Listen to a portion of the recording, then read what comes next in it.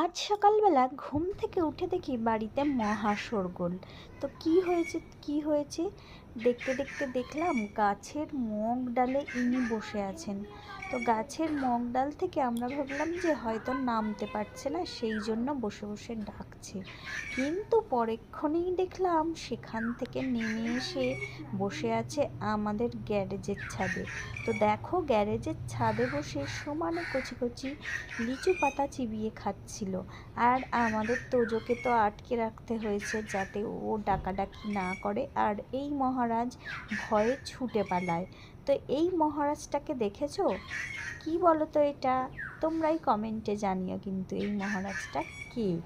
সকাল সকাল আমাদের বাড়িতে এসে আমরা তো কিছু খেতে দেবো ভয়ে যেতে পারছিলাম না ওর কাছে, কারণ সকালে ও উঠে এই পড়েছিল দেখো, একদম একটা গাছের মগ ডালে, সেখান থেকে আস্তে নেমে আস্তে তারপর আস্তে আস্তে এসেছিল এসো। আমাদের বাড়িতে।